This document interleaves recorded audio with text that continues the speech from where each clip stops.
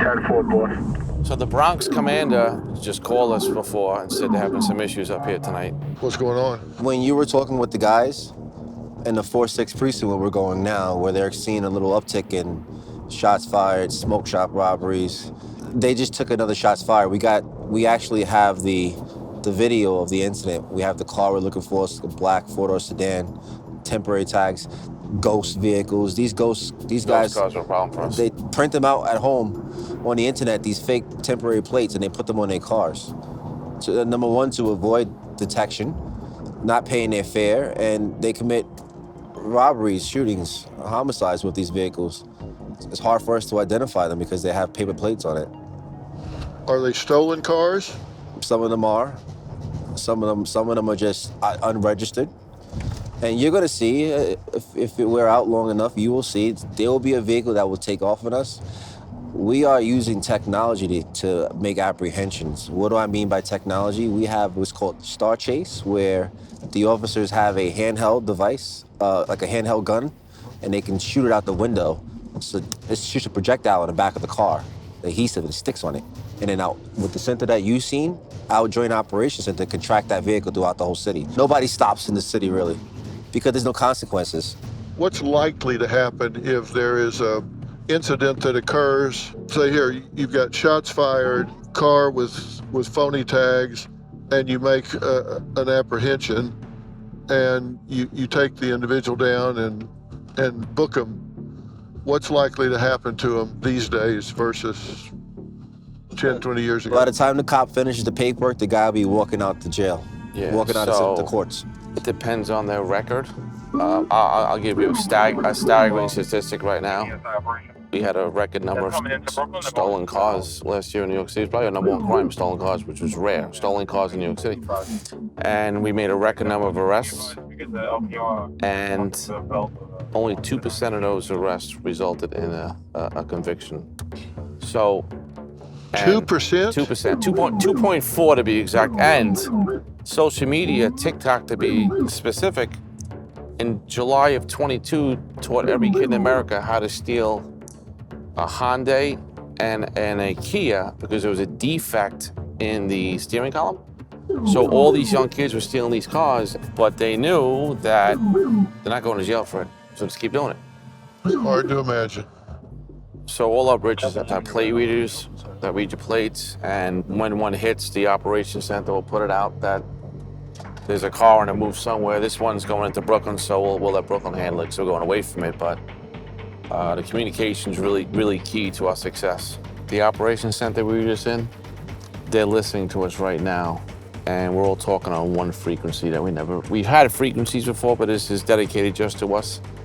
And it's encrypted so people can hear us. So right now, one of the issues with our city council is they're upset that they can't listen to us or the media can't listen to us, and we don't really apologize because the bad guys listen to us too. Yeah. Some of our media, especially some of our print media, they want our administration to fail. They are anti-police. So they take glee in proving that we can't reduce crime, and we've been reducing crime. The bigger question to ask is, with record number of enforcement we have, and crime is coming down slowly, why isn't it coming down faster? That's the question. There's no consequences. That's simple answer, right? No consequences. And that's what some portions of our electeds and media don't understand. We've come to a point, the police in some way, shape, or form have become the bad guy. I've studied this a fair amount, and what they're saying is the system has failed the bad guy, or he wouldn't be a bad guy. So the system has failed him, so we now have to try to make that up to him by not having consequences for his criminal conduct or her criminal conduct. But that's not rendering them aid, that's not helping them. Let's say, for argument's sake, the system did fail them and forced them into a life of crime. How does allowing them to continue that self-destructive behavior help them? That's not going to bring about change. The system's failing them again. Right, and I think it's such a nice thing to see someone get a second chance and make it. It's a wonderful thing. But there comes a point in time where you have to realize that's not going to work, and we got to remove people off our streets that are hurting our community. But some people don't see it that way. even if someone is an addict, which I agree is a disease, or if someone is mentally ill, again, a disease, I get that. Do they need help? Yes.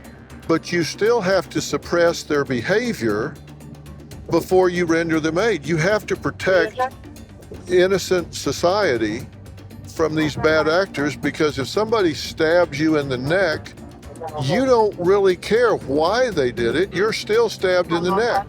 Right. Your life is ruined. We first have to suppress the behavior. Okay, now, if they need help, let's try and get them some help. Sometimes when you're sitting at home and you're watching the news or op-eds on policing in New York City, I realize, wow, I really have a big play in this. Yeah. I think they're talking about me right now. Whether it be protests or just anything. Yeah, wait a minute, is that me they're talking about? So what were they dogging on you about last night? Over the weekends, before and during and quite frankly after the burial of our detective, some people just don't say the right thing and their timing is awful and they're cold and callous. We're certainly just not going to stand by when that happens. Just mean-spirited anti-police journalists, we just took it upon ourselves to push back, and it caused quite an uproar. And now we're saying, well, we have feelings too, and we're going to protect our cops, and it's a two-way street now. And you know, our mayor and our police commissioner backed this 1,000%, and that took them off guard too. I saw what the mayor said about saying, hey, you know, feelings are raw right now, and people are going to respond. They're humans. Right. And people forget that.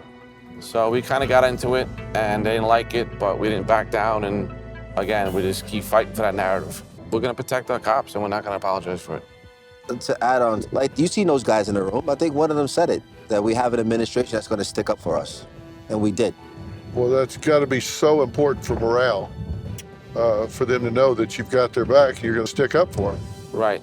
And when our cops make mistakes, some of them sound the same, but our team, we go by, like, what was the intent of the cop? If there's someone that's gotten through the cracks and they show a pattern of bad judgment or bad behavior, you guys aren't reluctant. We don't waste time. We remove him from the street because that's not good for anybody. Right. And we'll have instances where a cop is too aggressive and shouldn't have done what they did, and we have levels of discipline, and in some cases we might suspend you because we can't tolerate, we can't be hypocritical about it. We get a lot of videos sent to us. Yeah. We'll see instances where we think the supervisor should have taken that cop out of that position, and we'll have a talking with that person about it. I got the point with an answer in regards to that 30. So, Dr. Phil, I was a first grade detective last year and then got appointed to this position, Deputy Commissioner of Operations, right? So I used to go with these guys all the time. This team really changed because you remember we had 8 years of an administration that didn't want you to do nothing. This team really helped the movement of trying to get the quality of life back to New Yorkers here in this city. When they saw these guys started to work, then it was, you know, contagious. These guys really started to change the culture in this department of getting the cops back, to get the quality of life back to the New Yorkers here. And they're addressing small things, drinking, plates, we call double parked cars, scooters, ATVs, dirt bikes. And guess what? Last night, they got a dirt bike. Guess what the guy had on him? A gun. 2 days before that, they got a fraudulent plate, gun. So they have gotten a gun probably every other day they went out in the street. So the two biggest quality of life complaints we get in every neighborhood in the city is illegal cars and bikes and marijuana shops. We're doing a ride-along with us. So they legalized marijuana and they wanted to control it through dispensaries or licenses, and the whole thing really didn't work well. And now we have about 2,500 stores that shouldn't be selling marijuana and edibles and psychedelic mushrooms. It is out of control, and they expect us to fix it, but it's not that easy. We don't have the authority to shut them down.